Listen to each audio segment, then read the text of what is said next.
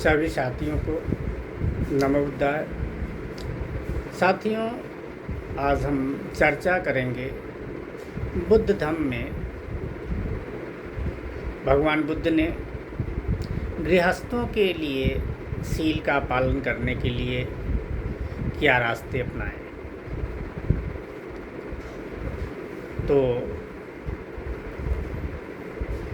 चूँकि उन्होंने पाया कि गृहस्थ तो अपने दिन के कामों में व्यस्त रहते हैं, वो कैसे जो है सील का पालन कर सकते हैं, कैसे वो अपने चित्त को निर्मल कर सकते हैं और वो भी निर्वाण को कैसे प्राप्त कर सकते हैं। सन्यासी के लिए तो आसान है, वो गृह त्यागी हो गया, उसके लिए वो जंगल में चला गया, तो वो सारे सीलों का पालन कर सकता है, उसका कल्याण हो सकता है, वो जन्म मरण से उसकी मुक्ति उसको मिल सकती है। लेकिन गृहस्थ के लिए भी तो आवश्यक है कि उसकी मुक्ति कैसे हो। तो गृहस्थों को मुक्त होने के लिए, गृहस्थों के चित्त को निर्मल करने के लिए, उन्हें सुखी बनाने के लिए उन्होंने कुछ रास्ते बताए। उसी में एक उपाय है उपोषित व्रत, और ये इसकी तिथियां होती हैं महीने में 2 अष्टमी, 1 अमावस्या और 1 पूर्णिमा। तो उन्होंने कहा कि इन तिथियों को आप उपोषित व्रत के रूप में उनका उपयोग कर सकते हैं।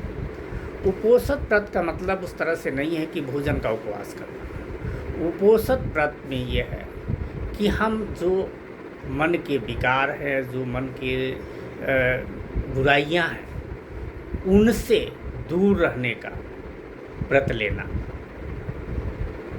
कम से कम 1 दिन हम पंचशील का पालन तो करें, और धीरे धीरे हमारे जीवन में अभ्यास करते करते ये अभ्यास हो जाएगा, तो हमारा सीलों का पालन अच्छे से हो सकेगा, हमारा चित्त निर्मल हो सकेगा और हम अपने दुख को अधिकतम स्तर तक दूर कर पाएंगे। उपोषित के लिए सबसे जो अच्छी चीज़ है कि ये 4 तिथियां हैं महीने में, आप अपनी सुविधानुसार उसमें से कोई भी चुन लीजिए।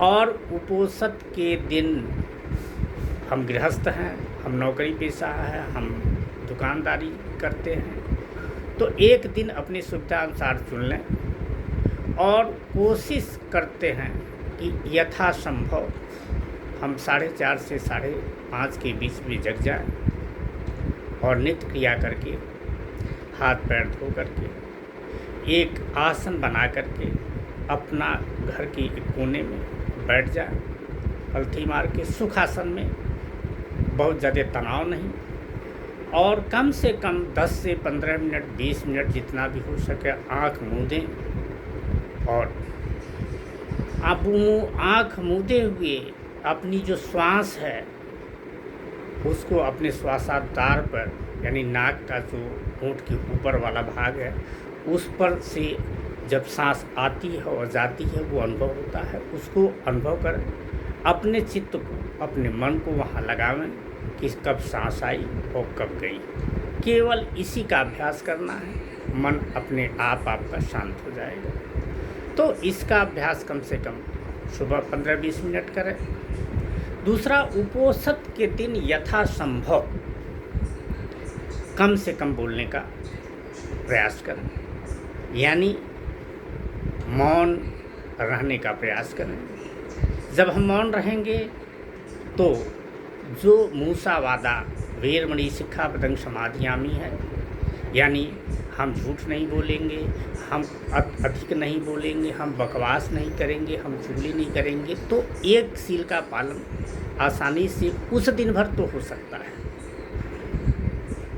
उसी दिन के दौरान हम कोशिश करें कि हम घर से बाहर अत्यावश्यक हो तभी निकलें। तो और जो पहला है पाणातिपाता, उसका ध्यान रखें कि हमारे द्वारा किसी को क्षति न पहुँचे, किसी को दुख न पहुँचे। उपोषण के दिन 24 घंटे जो मेरे पास होता है सुबह से शाम तक, उसमें कोशिश करें कि हम 10-10 मिनट 20-20 मिनट के टुकड़े में बैठ करके जब भी मौका मिले घर के एक कोने में अपना एक आसन बना लें, वहाँ आँख मूंद के 20 मिनट के लिए बैठ जाए। इस तरह से उपोषण के दिन हम कई टुकड़ों में करके कोशिश करें कि कम से कम 2 घंटे का अभ्यास अपनी सांसों को देखने का करें।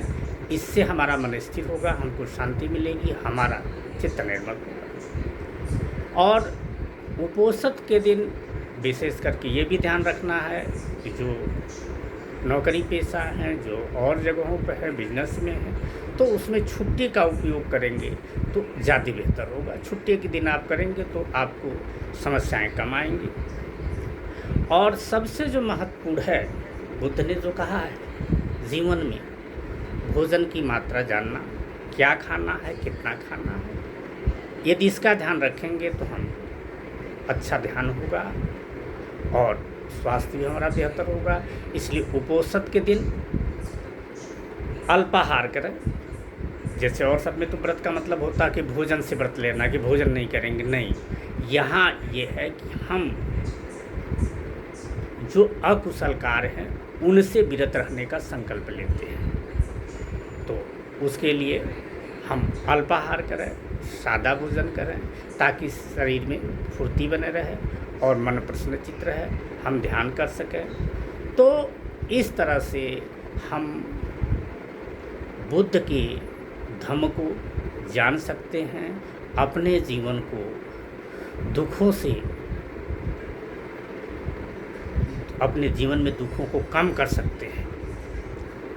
क्योंकि सारे दुख और सुख हमारी मानसिक स्थिति है। यदि हम मानसिक स्थिति सही है, हम हर चीज़ को सही तरीके से समझते हैं, तो निश्चित रूप से दुख हमको कम होगा। क्योंकि जीवन, प्रकृति को हम बदल नहीं सकते हैं, हम प्रकृति को समझ करके अपने आप को उसके प्रति तैयार कर सकते हैं, ताकि हमें कम से कम दुख हो। और यही बुद्ध ने कहा है कि आप सुख चाहोगे तो आपको दुख होगा। ये जीवन के 2 पहलू हैं, जैसे सिक्के के 2 पहलू होते हैं। तो हमको दुख को, सुख को समझने की ज़रूरत है। ये तभी हम समझ सकते हैं जब हम पंचशील का पालन करेंगे। और उपोषण के दिन ये सबसे बेहतर समय होगा। सभी साथियों से विनम्र अनुरोध है कि यदि वो धम्म को समझना चाहते हैं, धम्म को सीखना चाहते हैं, बुद्ध को जानना चाहते हैं, तो अपने जीवन में उपोषण का व्रत महीने में कम से कम 1 दिन लें और अपने जीवन को सार्थक बनाना। नमो।